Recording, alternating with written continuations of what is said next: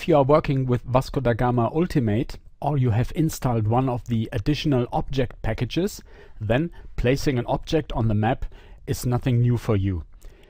Vasco da Gama 8 comes with an exciting new function which lets you place whole groups of objects in one import directly on the map, and there are some details about this function which I would like to show you. To start, I have here a brand new project.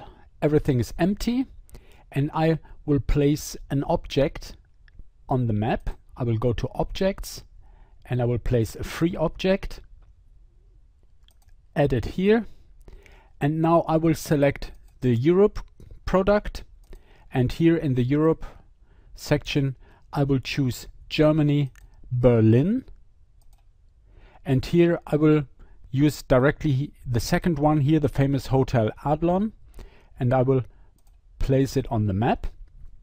And here it is placed directly on its correct position because all these objects come with their GPS coordinates, so Vasco da Gama can position them correctly on the map. You can see directly that the dimension of the object in relation to the map is not real. The object is far too big, but that's okay because we are placing a single object. And single objects normally we place on the map to represent a city or a place. For example, if we would like to show a flight route from New York to Paris, we would place the Statue of Liberty in the place of New York and the Eiffel Tower at the location of Paris, and everyone who sees the animation knows exactly from which city to which city we are traveling. You know, you can adjust the size of those objects here directly with the size wheel. You can make it bigger or smaller. That's pretty easy, but there is a second adjustment wheel which we will find in the optical effects section, and here we have 3 global settings for objects, and the first one is the setting for the 3D objects, and this one works as well, as you can see right now. The difference between both is the following: the global setting affects all objects, and the adjustment here affects only the selected object. This is an important difference, and you have to bear in mind both adjustment wheels work together.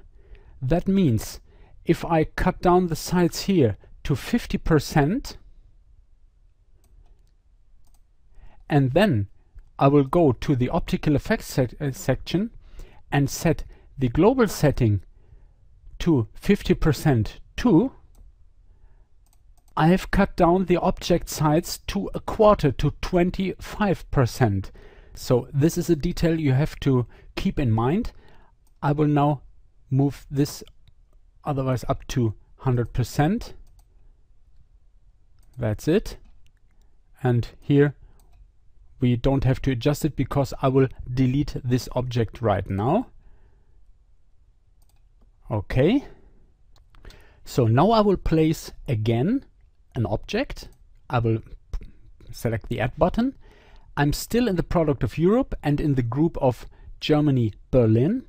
And now pay attention to the new function here below the object group. By default there is selected Import Single Object, as we have done it before. And now I will select Import All Objects of this type.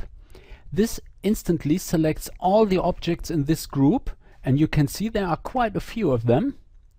And now by pressing OK, Vasco da Gama imports all the objects at once and places them on the map, and you see nothing. I'm sure you are wondering now what's happening, and if we will zoom in a little bit more and a little bit more, there are those few small points here, and if we zoom in further, you can see these are the buildings that we have imported and now comes into sight. And you are wondering why they are so small. there is a simple logical explanation for this. If we are placing a single object on the map, the size of the object is virtual and really doesn't matter. But by placing a whole group of objects, the situation is completely different, because all of those objects comes with GPS coordinates, and Vasco da Gama put them directly on their correct position on the map. And therefore the size really matters, because if the size of the objects now would be too big, the objects would overlap and would disturb each other.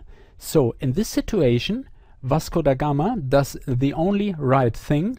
It scales down the objects to their original size so that everything is in the correct place and in the correct size. And for that reason, at first glance, you didn't see the objects when they were freshly imported. And to prove that this works really, I will show you now an underlying map which I've created with another project which is called Vasco StreetMaps. And I have created a small map for the city of Berlin. And here in Maps, I will switch it on. And now the map appears. And here you can see that every building is on its right place. Here the Sony Center, for example. And this really works. And this is really exciting and a great help, because imagine you would have to place all the objects one by one and scale them down, and this would be very much work. And so this function of importing a whole group of objects is a real time saver.